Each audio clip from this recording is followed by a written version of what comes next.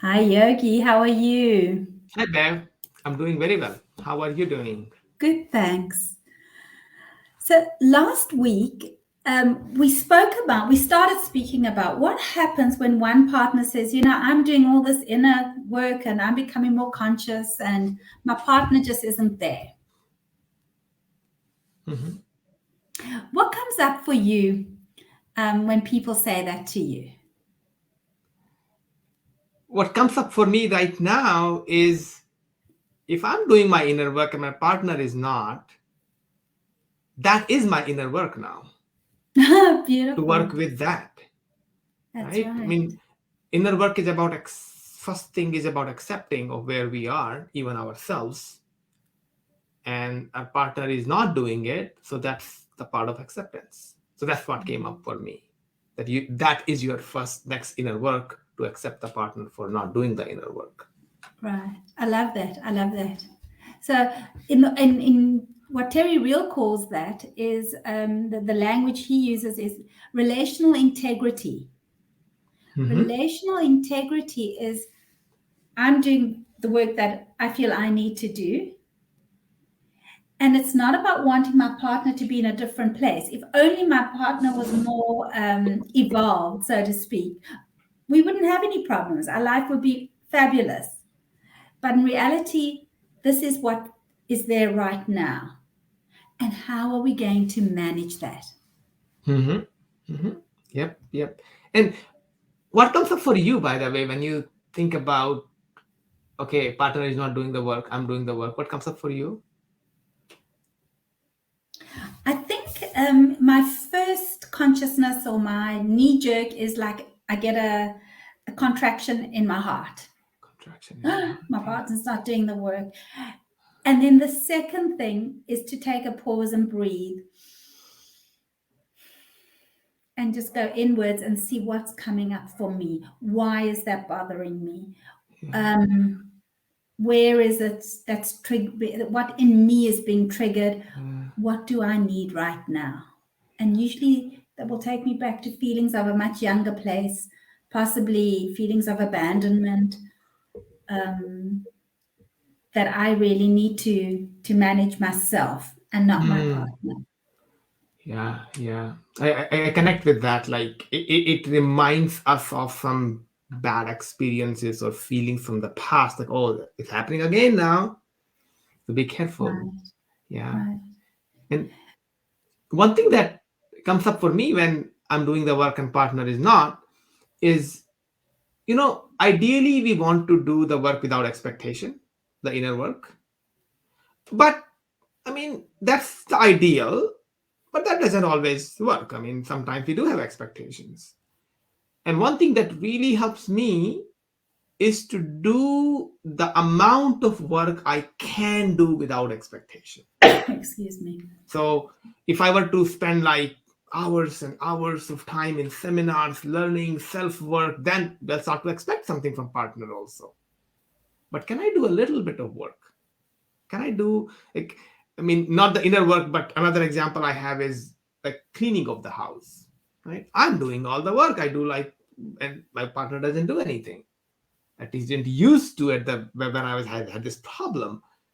And I decided to, okay, how much time I can spend cleaning every day without her needing to do anything. And then the number came to me was 5 minutes. I'll do five Wow, minutes and nothing else. amazing. I don't expect anything. And that was beautiful. I started to do that. That was my inner work to start to clean the house without expectation for 5 minutes. And it was, I think, 4 days or 5 days before she's like, I want to help. I'm like, oh, that you're welcome to. You don't have to.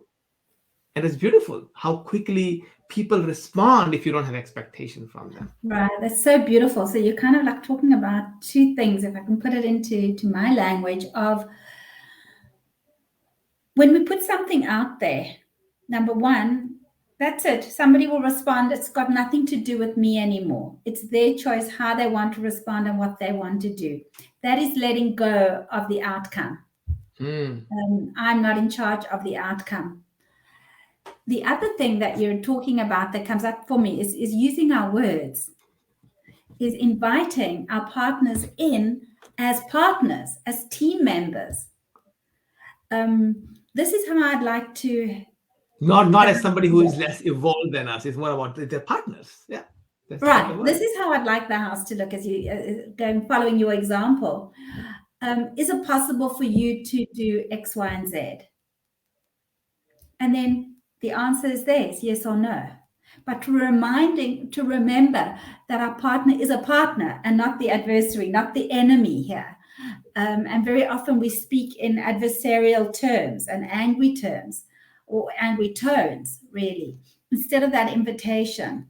Mm-hmm. And I think there's both of that. I think once we say our partner isn't where we are, isn't as evolved as we are, evolved or involved as we are, we're already creating a separation.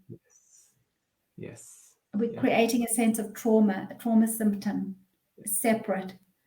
I think there is a well-known bias. I don't remember the name right now. It's mentioned in Thinking Fast and Slow book, where I think we judge ourselves usually from the outside world. We judge ourselves in a more favorable opinion than other people. My partner is not evolved. Like somebody who thinks that, I believe they are not evolved either. Like, I mean, when I think that, I'm not evolved either. Right? When I think somebody is not evolved. That is the work. My partner is not evolved. That is my work. Yes. What is it that I'm looking for? What is it that I want? Yeah. And you mentioned this, I can ask my partner, will it be possible for you to do X, Y, Z? The difficulty I find is to actually make it a request, a genuine question instead of a leading question. Like if they don't do it, it's going to be a strike off from them, and that's not a good thing. So actually asking that question and being curious about either answer. Right. And I love that. That's this we could do a whole nother talk on that. Under every complaint, under let me say that again. Under every complaint, you always is actually a request. You never take out the garbage when I ask you to. I'd really like you to take out the garbage by 7 p.m. And that generally gets a much more positive on-board response. Yes.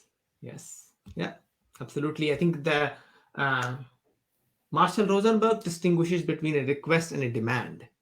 And a lot of times we wrap a request into a demand or wrap a demand into a request. It looks like a request, but it's actually a demand. A genuine request, if it's not met, doesn't have consequences. It's just a request. But demand, if that is not met, has consequences. Right.